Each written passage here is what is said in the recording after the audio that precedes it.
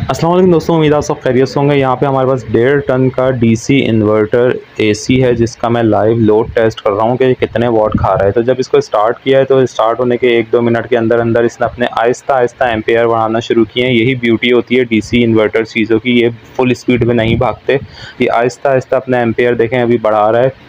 इस वक्त ये 3 एम्पियर ले रहा है, यानी कि तकरीबन 600-700 वाट का लोड ले रहा है सिर्फ एसी ना ये।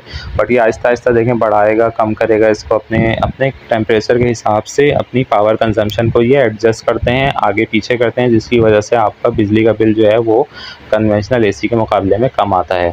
अब इसमें जो है देखें अभी 5 एम्पियर पे चले गया, यानी कि तकरीबन 1000 वाट क्रॉस कर गया। अभी इसने 1000 वाट से ज़्यादा ये पावर ले रहा है। 220 वोल्ट को मल्टीप्लाई कर देंगे 5 एम्पियर से तो आपका 1000 वाट प्लस चले गया ये। इसको मैंने जब टेस्ट किया था तो ये पीक पर जो है 1500 वाट तक चले गया था। बट इसकी डीसी इन्वर्टर एसी की यही बात होती है कि ये अपने वाट्स को एडजस्ट करता है।